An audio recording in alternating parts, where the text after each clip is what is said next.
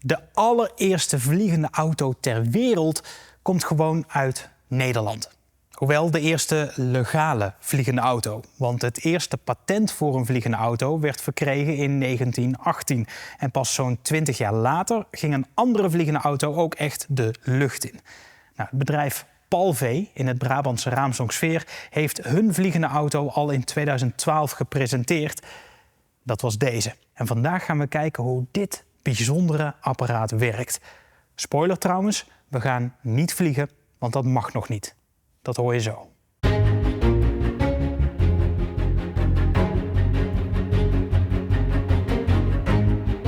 Palvé is het bedrijf wat de allereerste gecertificeerde vliegende auto in de wereld gaat zetten. Een droom die eigenlijk al meer dan 100 jaar oud is.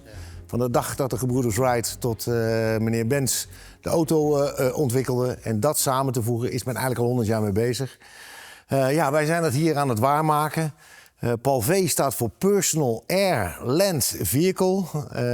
Dat betekent dat we inderdaad het rijden en vliegen combineren in de naam. Ja, dat is natuurlijk een prachtige innovatie. En dat dat hier in Nederland plaatsvindt, daar zijn we heel trots op.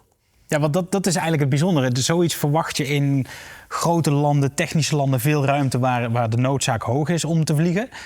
Maar hoezo zit dit in Nederland? Ja, dit zit in Nederland omdat we in Nederland toch een enorme hoeveelheid aviation kennis hebben. We kennen natuurlijk het Fokker, wat we vroeger gehad hebben.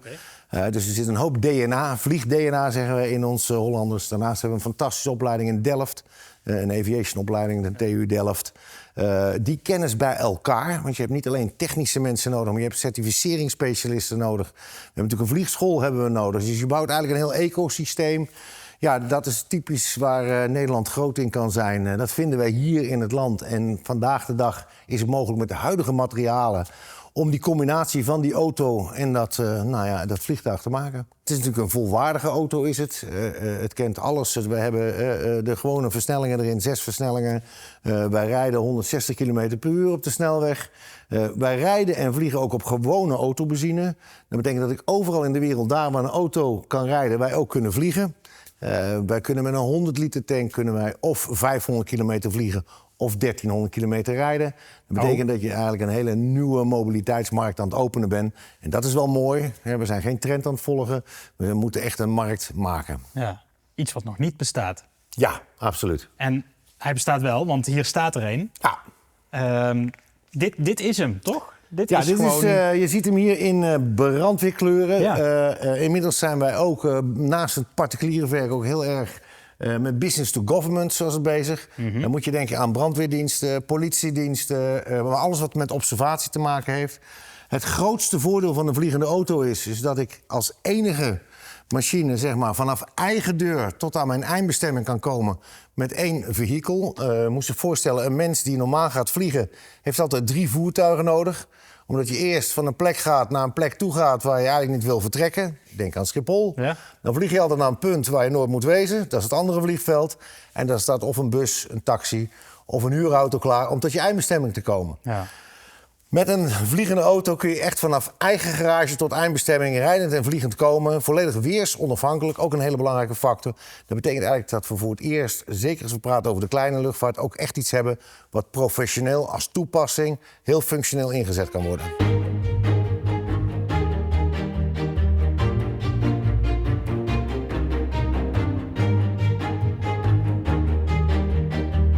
Je zit er nu in de rijvorm, zie je hem staan. Oh ja, dit is de auto-variant. Ja. Zo kun je hem voor je huis parkeren als het ware. Dat klopt. Die kan gewoon de garage in. Hij is 4 meter lang, hij is 2 meter breed en 1,7 meter hoog. Dus hij past in iedere garage. Oké. Zoals we hem hier zien staan, staat hij inderdaad in de automotive-versie. Staat hij laag op zijn wielen. Het is een tweezitter, we zitten naast elkaar. Mm-hmm. En we zien op het dak hier het opvouwbare rotorsysteem liggen. Misschien leuk om te vertellen als je kijkt naar het vlieggedeelte, zeg maar. Dan is het een gyrocopter. En een gyrocopter is iets anders dan een helikopter. Dat betekent dat het rotorsysteem door de wind wordt aangedreven. We hebben een propeller aan de achterkant. Die komt uit deze kap. Die zorgt voor de voortstuwing. En daardoor gaat dat draaien. En dat is tevens het meest veilige vliegen wat er is. Oké. We hebben 2 motoren erin zitten. Dat zijn Rotax motoren. 2 keer 100 pk. Wij vliegen met 2 motoren en rijden met 1 motor.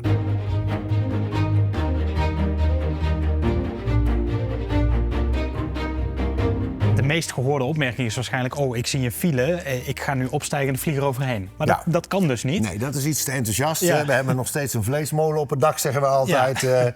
Nee, je moet je voorstellen wat wij hebben. In Nederland kennen we sowieso al 23 vliegveldjes. Nederland is natuurlijk een klein land.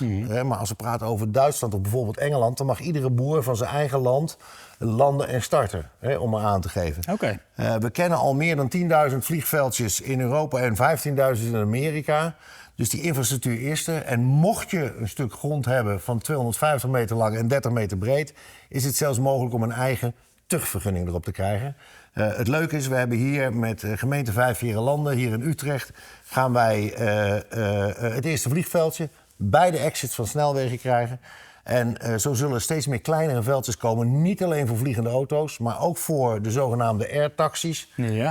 De elektronisch verkeer. Maar ook bijvoorbeeld voor vliegende drones. Waar distributiemodellen steeds verder, ook richting steden, tussensteden in, zijn groei krijgen. Men zegt in automotive land of in mobiliteitsland dat de komende 10 jaar gaat er meer veranderen dan de afgelopen 100 jaar. Dus we gaan het meemaken. Het is wel mooi om er onderdeel van te zijn. Oké. En we kunnen erin, toch? Ja, tenminste, zeker. Deze kunnen we helemaal zien. Ja, ik laat het je graag zien. Als je gaat kijken naar de techniek... dan zie je hier eigenlijk een volledige auto. Ja, maar ook een vliegtuig. Kijk, het leuke is, als je praat over en een auto en een vliegtuig... moet je ook dus je cockpit integreren, zeg maar. Ja. Dat betekent dat je voor de helft een vliegtuig bent. In dit geval een gyrocopter en voor de andere helft ook het automotive. Nou, als we kijken aan de rechterkant, ik gaf al aan... wij hebben 2 motoren erin zitten. Dit is de ene motor, dat is de andere motor. En normaal het starten is wel heel erg leuk. Dan is het de startpower aan, dan gaat de elektronica aan, dan gaan de fuelpomps aan en dan klik je op start. Nou, alleen dat is al leuk om een auto te starten. Dat is ook voor de auto? Dat is voor de autogedeelte, zeg maar. Nou, we hebben natuurlijk radio's erin zitten. Ja. Een normale radio om met de torens te kunnen communiceren. En een transponder. Transponder is eigenlijk een zendertje die een piepje uitzet, zodat ze op de radar kunnen zien waar je aan het vliegen bent. Ja. We hebben landingslight en dan heb ik hier een flight management computer. En als we kijken naar het automotive gedeelte, dan zien we hier het stuur en dit zijn mijn versnellingen. Net als bij de sportauto's, gewoon de Tiptronics. Ik heb gewoon een ruitenwisser en soms krijg ik nog wel eens die vraag: wat is er uniek aan uw vliegende auto? En dan roep ik nog wel eens, het is het eerste vliegtuig met een toeter. Op het moment dat wij transformeren, dan komt het stuur een stukje omhoog en uit mijn stoel komt in dit geval de flightstick. Die zit daar. En daar stuur ik mee. Dus die komt hier omhoog. En dan heb ik hier mijn gas- en mijn trottelsysteem. Mijn pedalen, ik heb een koppeling, een rem en een gaspedaal. Worden mijn buitenste pedalen, die besturen dan in één keer het ruddersysteem. Dus tijdens die transformatie krijgen ook je tooling een iets andere functionaliteit. Ik vroeg me dus al af, stuur je ook als je vliegt met dit stuur? Maar dat is dus niet zo. Nee, we hebben hier inderdaad een flightstick, net als een helikopter. Ja. Waarbij op het moment dat de zwarspleit kan ik naar voren toe, naar achteren toe, naar links of naar rechts. En zo werkt dat eigenlijk in dit geval met de gyrocopter.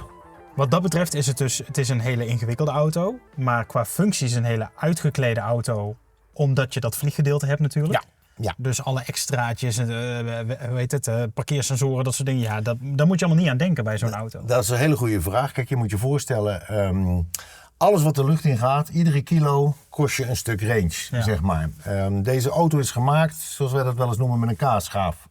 In die zin dat gewicht, de hele auto met versnellingsbak, met 2 motoren, met rotorsysteem, is slechts 665 kilo licht, zeg ik er heel bewust bij. Oh, dat is echt heel licht.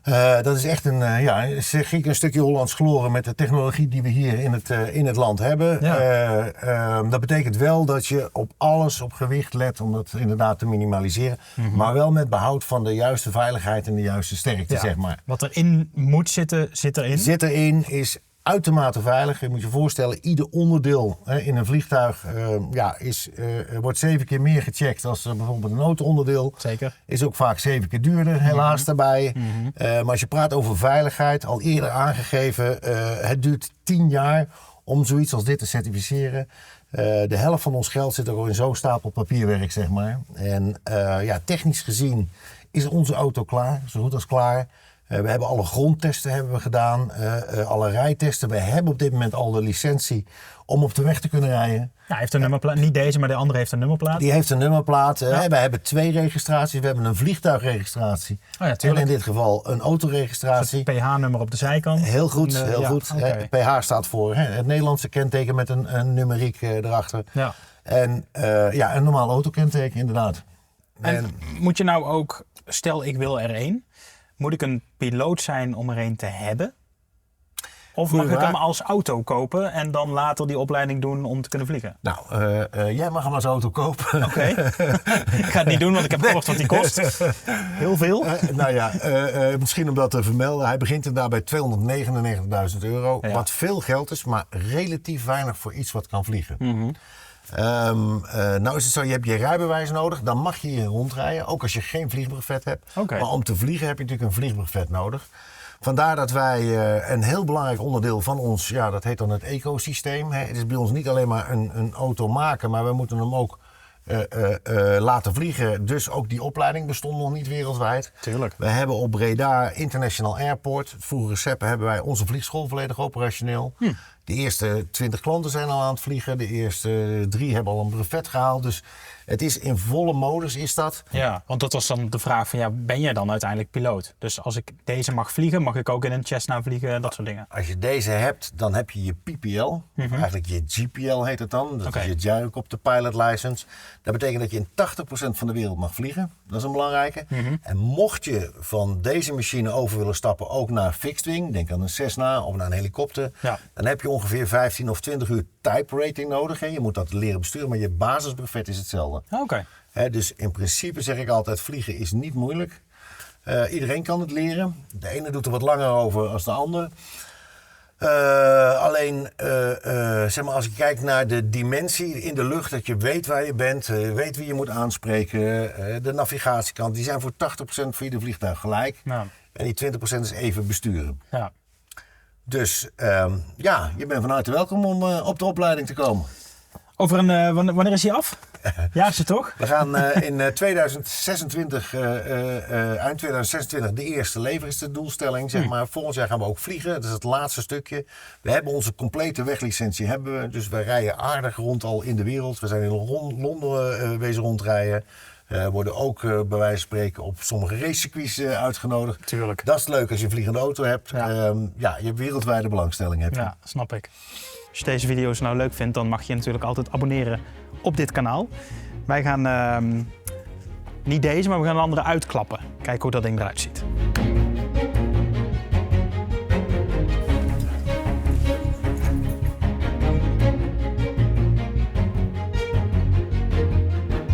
Kijk, oranje.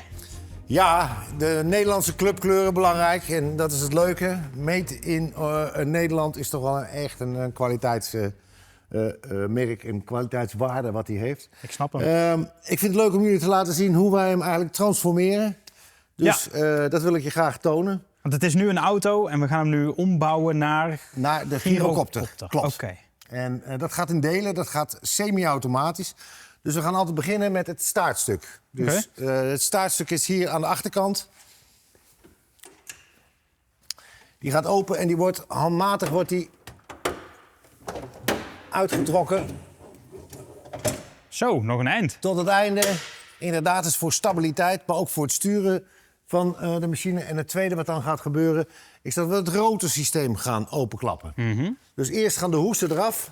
Dan gaat die eerst voor de helft uitgeklapt worden. Dus dit deel is al best groot? Ja, dan gaat het rotorsysteem open. Het hele rotor is 10,75 meter qua lengte. Dit helemaal, 10 meter? Zo. Nou, dit is natuurlijk gepatenteerd. We hebben dus als eerste een opvouwbaar rotorsysteem. Waarbij het scharnier bijvoorbeeld 8 keer sterker is dan de vleugel zelf. Zo. En dan gaan we hem omhoog brengen. Dus het eerste wat we doen is de hoes aan de tip. Zeker als er windomstandigheden zijn. En waarom doe je nou die hoest eromheen dan? Gewoon ter bescherming? Omdat we straks het rotorsysteem dan kunnen draaien. Dus dat is de reden waarom... Maar ik geloof wel inderdaad het verhaal, als je in de file staat en je wil dit ding uitklappen, er staan 2 vrachtwagens naast je en... Nee, ja, dat is, op de snelweg is dit, gaat hem niet worden. Wat te enthousiast. Ja. Voertuig omhoog. Nou, dan zien we het voertuig omhoog kopen. Dat heeft ook te maken straks met de clearance van de staart. Hè? Ja, die moet van de grond zijn. Dus zo komt hij hoog op zijn poten te staan. Mast gaat omhoog. Clear.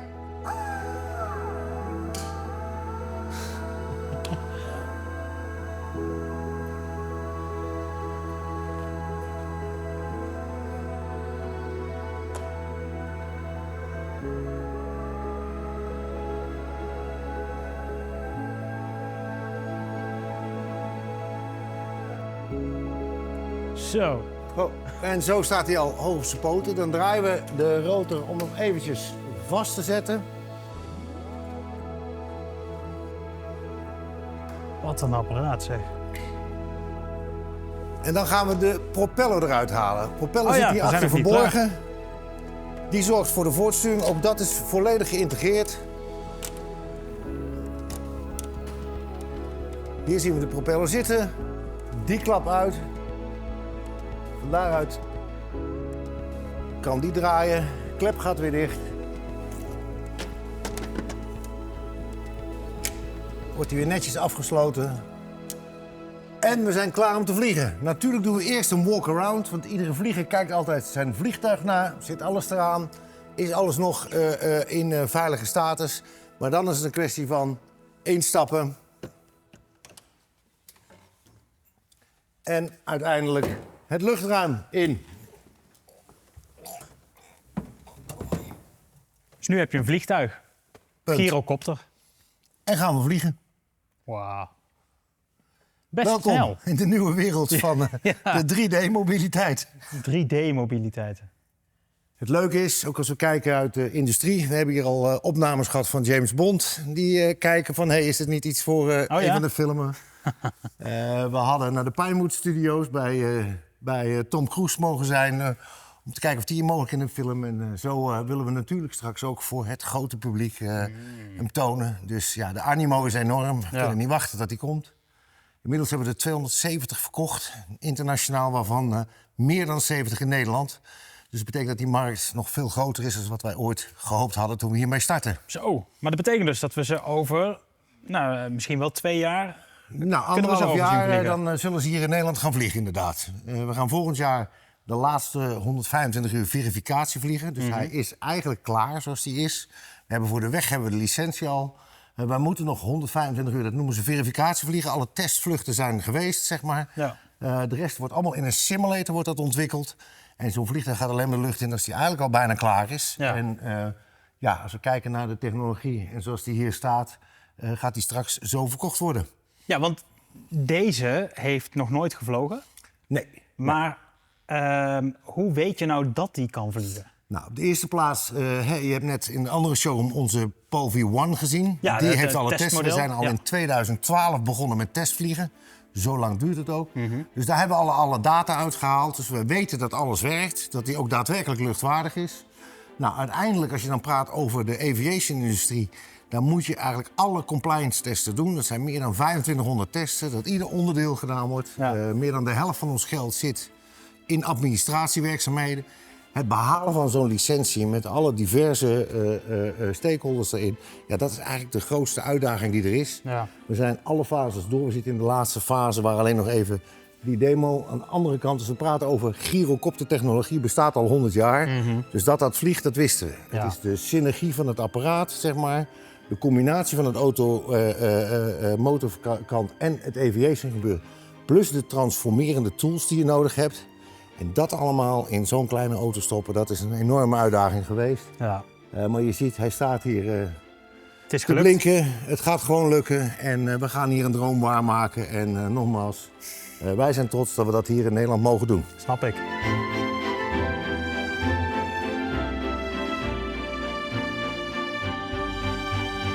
Eén hand op de stick en de andere op de trottel. Oké. Nou, een beetje neus naar voren toe, zoals die is. En wat er gebeurt met vliegen is dat met je stick regel je je snelheid en met je gas regel je de hoogte.